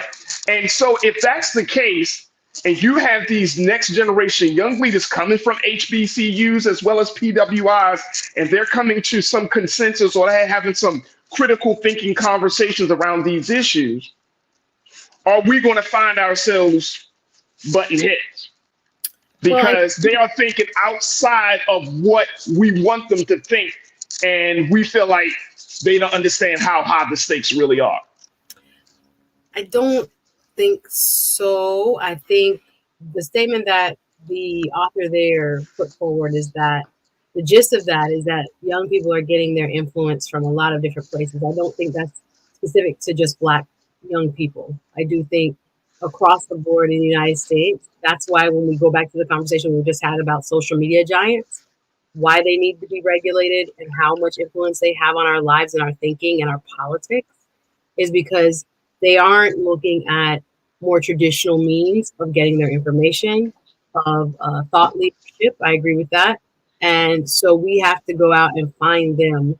And I do agree. And to the point you were making before when it comes to how much we've benefited from, and I do think Black folks have benefited from, thank God for the internet. Like there are so many parts of it that have become a great equalizer for us and Americans as a whole. I do think, just like any other industry, not just because the point was in my mind from before, when we had any type of technological advancement, whether it came from the industrial age, that's why it's so important to know history. When it came to, the barons of the late 1800s, early 1900s that we now revere, the Carnegies and the Fords and these folks, there were people that moved inside these industries before government regulation could catch up to them. And I'm going to get to your point when it comes to young people, but the behavior of business is not always in the best interest of that consumer, or in this case, that viewer. The behaviors of businesses oftentimes don't have that social contract aspect and are looking at solely the power, control, and the bottom line. So although an industry like the tech giants can be so beneficial when used for good and for commerce and other ways in which they've impacted our lives in such a wonderful way, there's no real incentive for them to regulate, like Twitter and other or X and other platforms, the negative, because again, all of it feeds into more eyeballs, more attention, and therefore, more places that their advertisers can come and know that there are people that are watching, and therefore they can sell the advertising space. So just because I think, they offer such of an upside doesn't mean that there have not always been industries when it comes to child labor and people that were dying. Right. We had like the EPA and OSHA. People died at their jobs. Kids were on skyscrapers in what we looked up to in New York, like walking with water and food to people who, didn't have any safety or anything like that. We think about those things because they were like physical, but this has the same impact.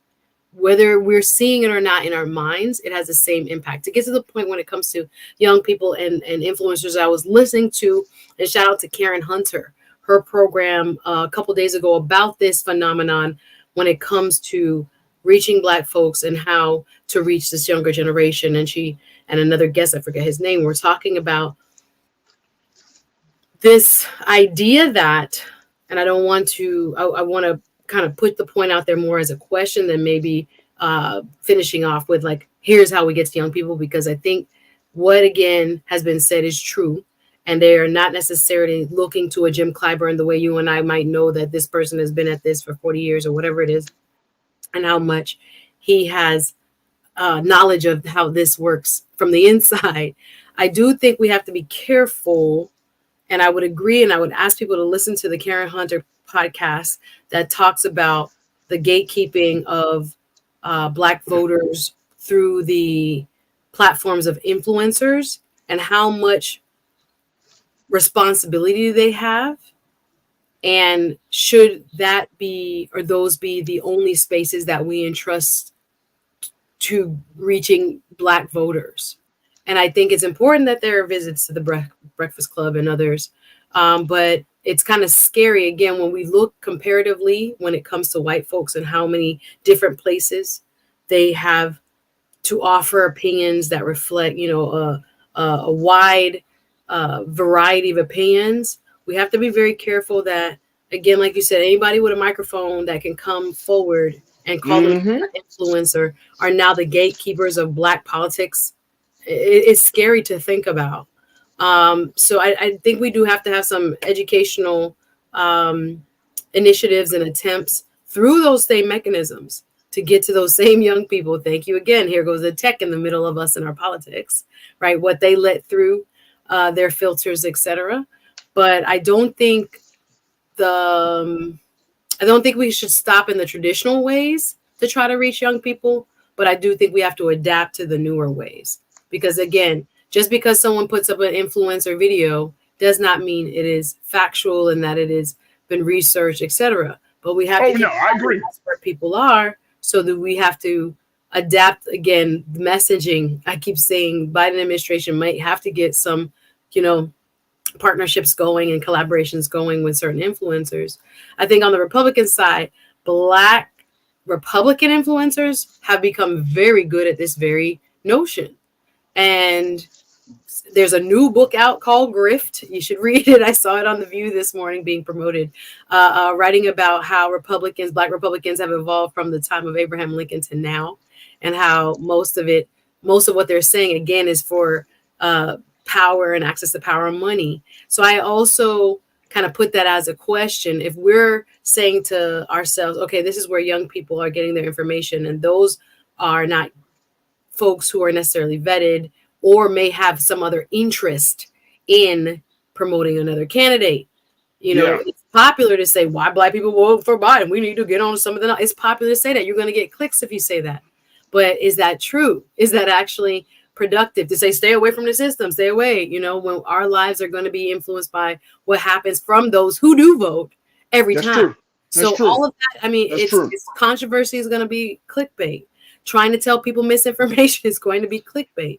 So I think, it's up to us with the young people that we directly have in our families, our churches, our civic organizations, however you have access to a younger person that you can reason with one-on-one and talk about it. I think we got to start doing that, because the online influence is not going to change. But I do think leaving them to say, well, this is the reality, everything is on TikTok, it can be problematic, because again, there's a lot of misinformation and folks who might have alternative motives to tell young people what to do. And it might look cool. And again, it might be aesthetic, but it might not feed their interests long term. So we got to really think about this. I don't know if I have a solution for it, but I do agree with. I don't. And you know what? And as we close out the show today, having this conversation with you, which I wanted to have. I wasn't expecting a solution. I want to just put it out there. I wasn't expecting a solution from you. I think we just need to have this discussion to amplify and to recognize that this dynamic exists at this moment, right? Like, we will have to see how Saturday pans out in terms of young voter turnout, right? Black voter turnout, all of those things on Saturday for South Carolina. But I think it's just an interesting part of the conversation. And I think that for those of us who do have a platform, we have a tremendous amount of responsibility to fact check, to have conversations that are rooted in truth, but at the same time, having conversations that will get people engaged and involved. And we do have to be visionaries. Like, being clickbait is not a thrill for me. You trust me and believe me, because your words can be taken out of context. People can, will troll you and go through this whole process. So that's not the thing. My thing is, let's have some serious intellectual as well as emotional discussions, right? Until we find to get to hopefully open up the floor to some new ideas. Now, do I want to see a Trump presidency based upon his record? No, not based upon his record. Do I want to see Black people free? Yes. But here's the big thing and as we close this out, Suzette, the big thing that I'm concerned about is, like, even I just saw that Snoop Dogg said that he has no problem with Trump because Trump pardoned one of his former colleagues, one of the co-founders of Death Row, Harry. I forgot Harry's last name, Harry O. But it's those type of things where people are like, the president, Trump is good for me because he did boom, boom, boom, right? And now we're getting into this individualistic relationship, moving away from us being a part of a constituency, right? Us being a part of a larger group. And now we're focusing on, what can the president do for me? What can this person do for me versus what can the president do for us? But And the point that you just made, I know we got to wrap, is the same Yeah. point that is like, would we want as a culture the influencers to gatekeep politics for us? I don't think so, because I'm gonna be honest with you. Stand up and say something like this, and so everybody clicks on it. He trends for however long. People are excited. Well, I Snoop Dogg down with Trump, but it does have an impact on young people's mind. So we have to start to train them to question the sources, not only the traditional ones, but the ones that they're seeing online. For proof of concept. Thank you that your homeboy got pardoned, if that's what he says he's basing it on. But when have black people, or should black people ever be single issue voters ever? And again, that's an influencer. Again, I don't know if he's done his homework. That's what I'm saying. Like the power that we as a culture are accepting our influencers to have, or allowing them to have, without teaching people to even kind of decipher who is this and what is the purpose of this type of messaging, and should it influence me, the individual that's not a multimillionaire like Snoop Dogg, the individual that has had so much of the benefits, one of the 3.4 million people that got their loan forgiven for $136 billion, that's the number, dollars. I'm sorry he didn't get the 44 million. Thank you, Supreme Court. But when we talk about actual issues of impact, whether it's not Snoop Dogg's homeboy got pardoned, shouldn't be like, again, it's going to lead in black media for however many days. So we as a culture, I don't know how we reinforce where is or how to help younger people decipher what is a reliable source, even online, for you making a decision with your vote. I'm okay with young people wanting more from their vote, but not having the information and the totality of what their impacts of what one person like a Snoop Dogg can say and what it would actually mean in your life is very dangerous. All right, we're gonna have to leave it there. Suzette Speaks, make sure y'all follow her. I know. Look, make sure y'all follow Suzette Speaks on all social media platforms. Support her on Pantheon. Make sure y'all check out her show, the Suzette Speaks Show, on YouTube. And God willing, we'll see her next week after this election, this primary election down in South Carolina. Suzette, thank you so much. Lots more. Thank you for being so good for the culture. Bye-bye. All right, folks, that's going to do it for us. Thank y'all so much for tuning in. Make sure y'all support us here on Black Star Network. Just go to our website today, download the app, follow us on social media, and give and support me. Find me on social media at The Real Faraji on Instagram. Stay tuned. Up next is Rolling Martin Unfiltered, 6 p.m. Eastern Time. Thank y'all, Culture Crew. We got a lot more to talk about this week about this, so just stay tuned. But thank y'all for tuning in. As always, never be afraid to challenge what's wrong. Stand for what's right while being yourself in the process. God willing, we'll talk tomorrow for another exciting edition of The Culture here on the Black Star Network. Peace.